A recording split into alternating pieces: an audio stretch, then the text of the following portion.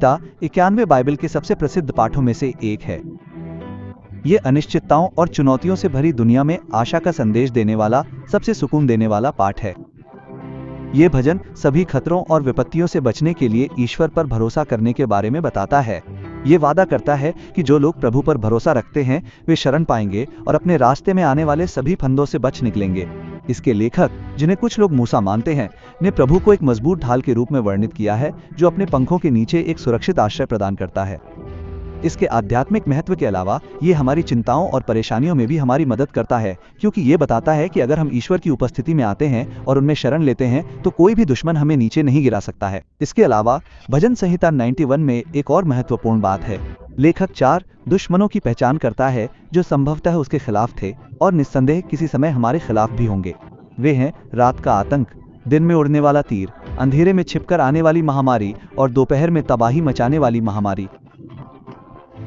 आज के वीडियो में हम उनमें से एक पर चर्चा करेंगे, रात का आतंक, जिसे कुछ यहूदी परंपराओं में लिलिथ नाम से अनुवादित किया गया है। और मैं आपको दिखाना चाहता हूं कि भजनकार ने भजन 91 की रचना करते समय संभवतः एक राक्षसी इकाई का उल्लेख किया है। लेकिन शुरू करने से पहले मैं आपसे मेरे चैनल को सब्सक्राइब करने के लिए कहता हूं। बस वीडियो के ठीक नीचे सब्सक्राइब बटन पर क्लिक करें और उसके बगल में एक घंटी है, उस घंटी पर क्लिक करें और ऑल ऑप्शन चुनें ताकि आप मेरे द्वारा पोस्ट किए जाने वाले आगामी वीडियो सीधे अपने फोन पर प्राप्त कर सकें। ठीक है भाइयों और बहनों, आज का वीडियो भजन 91 के बारे में है। लेकिन संदेश को समझने और यह समझने के लिए कि लिलिथ वास्तव में कौन है, हमें भविष्यवक्ता यशायाह की पुस्तक से एक पाठ पढ़ना होगा जो इसराइल के लोगों के खिलाफ उठने वाले राष्ट्रों के लिए न्याय और विनाश का संदेश देता है। इसमें कहा गया है, रेगिस्तानी जीव लकड़बग्घे से मिलेंगे और जंगली बकरियां एक माइनस दूसरे से मिमियाएंगी। वहां रात के जीव भी लेटेंगे और अपने लिए विश्राम की जगह पाएंगे। भविष्यवक्ता द्वारा उल्लिखित ये रात्रिचर प्राणी लिलिथ कहलाता है। बाइबल के दूसरे संस्करणों में कई बाइबल में इस नाम का उल्लेख करते हुए इस गद्यांश में एक फुटनोट भी है। इससे पहले कि मैं आपको बताऊं कि लिलिथ वास्तव में कौन है, ये समझाना जरूरी है कि आपने ये नाम पहले कहीं क्यों सुना होगा। कई सदियों पहले एक कहानी गढ़ी गई थी कि आदम की एक और पत्नी थी जिसका नाम लिलिथ था। कई लोग बाइबल को चुनौती देने के लिए इस कहानी का इस्तेमाल करते हैं और इस कहानी का समर्थन करने के लिए वे एक कथन का उपयोग करते हैं जो आदम ने ईश्वर से पहली बार हव्वा को देखने के तुरंत बाद किया था। देखिए आदम ने क्या कहा, ये अब मेरी हड्डियों की हड्डी और मेरे मांस का मांस है। इसे नारी कहा जाएगा क्योंकि इसे पुरुष से बनाया गया है। इस सिद्धांत का तर्क है कि आदम का कथन कि हव्वा वास्तव में उसकी हड्डियों की हड्डी और उसके मांस का मांस थी। इसका मतलब है कि ईश्वर द्वारा बनाई गई पहली महिला जिसे ईश्वर ने बनाया था वो आदम को पूरा नहीं करती थी और वो पहली प्राणी लिलिथ होगी। और ये यही नहीं रुकता। लोगों का ये समूह इस विचार की पुष्टि के लिए बाइबल के एक और पाठ का उपयोग करता है कि हव्वा आदम की दूसरी साथी थी। उत्पत्ति की पुस्तक के पहले अध्याय में ये कहा गया है कि ईश्वर ने पुरुष और स्त्री को अपनी छवि और समानता में बनाया। फिर भी अगले अध्याय में केवल आदम का उल्लेख है। उसे एक ऐसे व्यक्ति के रूप में देखा जाता है जिसका कोई साथी नहीं है, इसलिए भगवान ने उसकी मदद के लिए हव्वा को बनाया। तो पहले अध्याय की महिला कहाँ गई? चूंकि हव्वा को बाद में दूसरे अध्याय में बनाया गया और उसके तुरंत बाद उसका नाम दिया गया, ये विसंगतियां इस विचार को पुष्ट करती हैं कि लिलिथ को कहानी से हटा दिया गया था। इस सिद्धांत का यह भी दावा है कि लिलिथ ने अदन का बगीचा इसलिए छोड़ा क्योंकि वो आदम की सहायक बनने की भगवान की योजना को पूरा नहीं कर पाई। उसने कथित तौर पर विद्रोह किया क्योंकि वो पुरुष से कमतर नहीं बनना चाहती थी और उसके द्वारा शासित होने से इनकार कर दिया था। के बीच संकट तब चरम पर पहुंच गया जब लिलिथ ने यौन संबंध के दौरान आदम के नीचे लेटने से इनकार कर दिया, जिससे वो चली गई। लेकिन कहानी आगे बढ़ती है। भगवान ने लिलिथ को अदन लौटने और आदम के अधीन होने के लिए मनाने के लिए 3 स्वर्गदूत भेजे होते, लेकिन उसने इस मेल मिलाप को अस्वीकार कर दिया।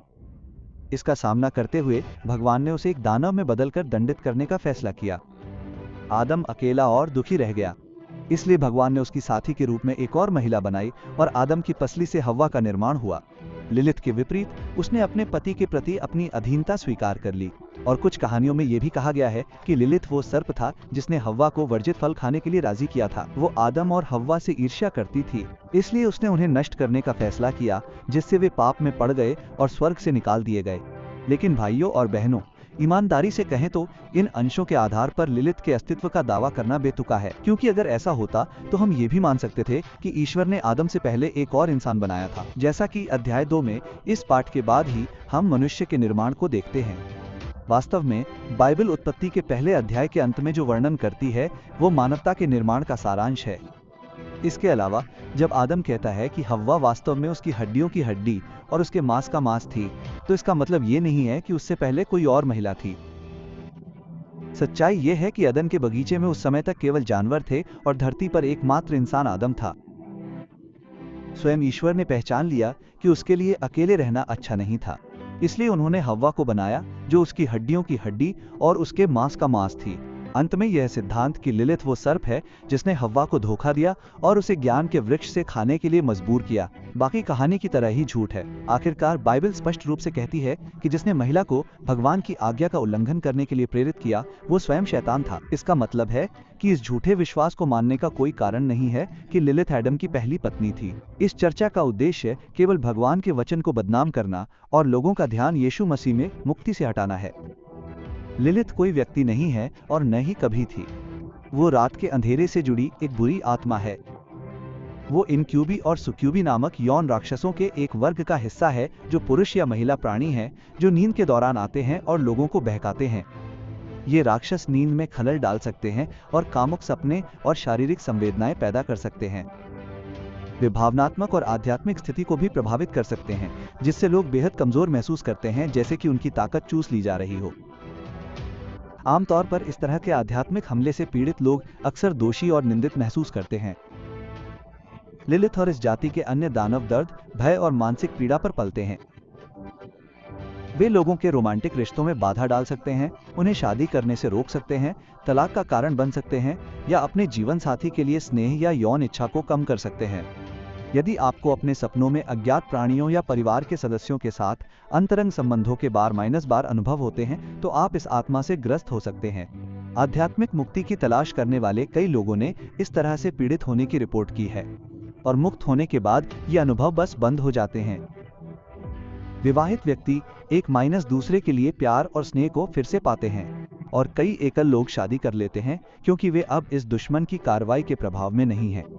ऐसा इसलिए है क्योंकि ये प्राणी उन्हें किसी अन्य व्यक्ति के साथ सफल होने से रोकते हैं।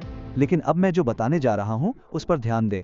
इसका मतलब ये नहीं है कि इन समस्याओं का सामना करने वाले सभी लोग इन राक्षसों के प्रभाव में हैं। कई लोग इन आध्यात्मिक मुद्दों से असंबंधित वैवाहिक संकटों से गुजर रहे हैं। यह एक वित्तीय समस्या, असहमति या रिश्ते में निवेश की कमी के कारण, प्यार में ठंडक के कारण उत्पन्न एक साधारण तर्क हो सकता है। ठीक है, वो हमारे अंदर पनपने वाले कई डर के लिए जिम्मेदार है और गंभीर मामलों में ये एक तरह के डिप्रेशन का कारण बन सकता है जिसे स्पिरिचुअल डिप्रेशन कहते हैं। बाइबल में इसका सबसे अच्छा उदाहरण राजा शाऊल का मामला है। इस्राएल के इस पूर्व राजा को इस बीमारी का सामना करना पड़ा क्योंकि वो प्रभु की इच्छा से भटक गए थे और इस शैतानी आत्मा को अपने जीवन में प्रवेश करने के लिए रास्ता दे दिया था। 1 शमूएल 16 में बाइबल स्पष्ट रूप से बताती है कि प्रभु की अनुमति से एक अशुद्ध आत्मा उनके पास आई थी। हालांकि ये समझना आवश्यक है कि सभी डिप्रेशन का कारण आध्यात्मिक नहीं होता है। अधिकांश मामलों में डिप्रेशन पूरी तरह से जैविक होता है, जो मस्तिष्क की शिथिलता, न्यूरोट्रांसमीटर की समस्याओं और मूड और जीवन की गुणवत्ता को प्रभावित करता है। इसके अलावा डिप्रेशन के कई मामले भावनात्मक कारणों से होते हैं, जैसे किसी प्रियजन को खोना। लेकिन इन सभी स्थितियों में शैतान और उसके राक्षस इसका फायदा उठाने की कोशिश करते हैं। ऐसा इसलिए है क्योंकि डिप्रेशन में व्यक्ति खुद पर कम भरोसा करता है और बाहरी आवाजों को सुनता है। ऐसे समय में ये बुरी आत्माएं इसका फायदा उठाती हैं और लोगों के कानों में कुछ इस तरह की बातें करती हैं। अरे, अपनी जान ले लो, कोई आपकी परवाह नहीं करता, जीने से मरना अच्छा है।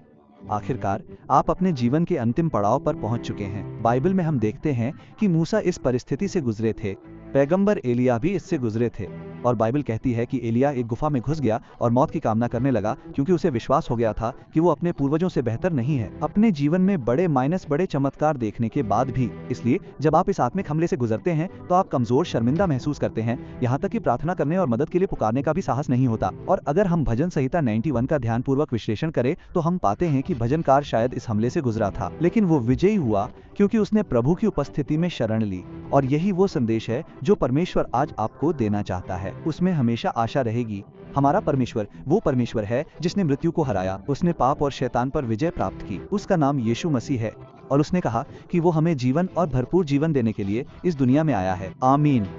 और अगर आप भजन संहिता 91 पढ़ेंगे तो आप देखेंगे कि ये कहता है, तेरे निकट 1000 गिरेंगे और तेरे दाहिने हाथ पर 10,000, परंतु वो तेरे पास न आएगा। कोई विपत्ति तुझ पर न पड़ेगी, कोई विपत्ति तेरे डेरे के निकट न आएगी। ऐसा इसलिए है क्योंकि वो परम प्रधान की शरण में है। और ये समझे कि परम प्रधान का अर्थ है कहीं अधिक श्रेष्ठ, जहां कोई छू नहीं सकता। ये किसी भी आकाशगंगा के किसी भी तारे से कहीं ऊंचा स्थान है। ये धर्म की शरण नहीं है, बल्कि ये स्वयं सर्वशक्तिमान ईश्वर की है।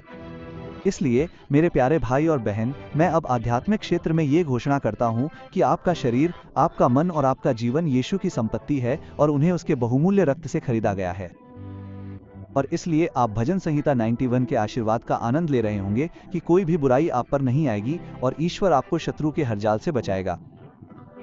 वो आपको बड़े सम्मान से ढकेगा, आपको लंबी आयु देगा और आपको अपना उद्धार दिखाएगा। आमीन। और अब मैं आपके जीवन के लिए प्रार्थना करना चाहता हूँ। अगर आप अपनी आंखें बंद कर लें और मैं आपके कारण, आपके जीवन और आपके परिवार के लिए हस्तक्षेप करना चाहता हूँ। आमीन। प्रार्थना करते हैं। प्रभु मेरे ईश्वर और मेरे पिता, हम इस समय आपकी उपस्थिति में हैं और मैं इस संदेश के लिए आपको धन्यवाद देना चाहता हूँ। मेरे ईश्वर, आपकी उपस्थिति में शरण लेना कितना अच्छा है। आपको खोजना और ये जानना कितना अच्छा है कि आप हमें उत्तर देते हैं। प्रभु अच्छे और दयालु हैं। पिता, मैं आपके सामने इस भाई और इस बहन के जीवन को प्रस्तुत करता हूँ। वे हर दिन मेरे साथ यहाँ प्रार्थना कर रहे हैं, आपको अधिक से अधिक जानने की कोशिश कर रहे हैं। हे मेरे ईश्वर, मैं आपसे प्रार्थना करता हूँ कि आप उन्हें अपनी सुरक्षा, अपने आशीर्वाद और अपनी शांति से ढक लें, जो हर समझ से परे है। प्रभु यीशु, मैं प्रार्थना करता हूँ कि आप आराम और मुक्ति लाएं, ताकि अगर हमारे बगल में 1000 भी गिरे, हमारे दाहिने हाथ पर 10,000 भी गिरे, तो भी हमें कोई नुकसान ना हो। पिता, इस समय मैं यीशु के खून से पुकारता हूँ कि ये खून हमें ढक ले, हमारी रक्षा करे और हमारे पूरे घर और परिवार को भी। हे प्रभु, शत्रुओं के हमले बहुत बड़े हैं, लेकिन मेरा मानना है कि विजय आपके लोगों की है। मेरा मानना है कि विजय हमारी है। मेरे पिता, हमें यीशु के अनमोल रक्त के नीचे रखिए और फिर हम अब से मजबूत होंगे। मुझे आपके सभी वादों पर विश्वास है। ये भजन शक्तिशाली है और हम आपके वादों से चिपके रहते हैं। हे मेरे पिता, हमें आपकी उपस्थिति में शरण लेने में मदद करें, आपके शक्तिशाली पंखों के नीचे छिपने में मदद करें। हम आपके सभी चमत्कारों, उद्धारों का आनंद लेना चाहते हैं। और इस समय मेरे पिता, मैं इस आदमी और इस महिला के लिए प्रार्थना करता हूँ। मैं इस अनमोल जीवन के खिलाफ उठने वाली सभी बुराई, हर दानव, हर बुरी आत्मा को फटकारता हूँ। मैं यीशु के नाम पर फटकार लगाता हूँ कि हर यौन दानव जमीन पर गिर जाए, मन में हर उत्पीड़न, आत्मा में हर उत्पीड़न यीशु के नाम पर टूट जाए। प्रभु मेरे पिता, मैं आपसे प्रार्थना करता हूं कि आप हमें अपनी शक्ति, अपनी सुरक्षा में रखें और प्रभु के स्वर्गदूत आपकी पवित्र इच्छा के अनुसार हमारी सहायता के लिए आएं। यीशु के नाम पर मेरे पिता, मैं आपको धन्यवाद देता हूं और इस विशेष क्षण के लिए आपकी प्रशंसा करता हूं। मुझे विश्वास है मेरे पिताजी कि अब प्रभु के स्वर्गदूत हमारे पक्ष में काम कर रहे हैं और प्रभु के नाम की महिमा हमेशा के लिए होगी। यीशु के नाम पर मैं प्रार्थना करता हूं और आपको धन्यवाद देता हूं। आमीन। परमेश्वर की महिमा हो। हे मेरे प्रियजन, प्रभु को खोजना बहुत अच्छा है। मुझे आशा है कि यह संदेश आपके जीवन में एक आशीर्वाद रहा होगा और परमेश्वर आपको सभी बुराइयों, सभी छलों और शत्रु के हर जाल से बचाए। आमीन। शेयर करना न भूलें। इसे अपने दोस्तों, परिवार को भेजें। आइए मुक्ति के संदेश को फैलाएं। परमेश्वर आपको आशीर्वाद दे। मैं आपसे अगले वीडियो में मिलूंगा।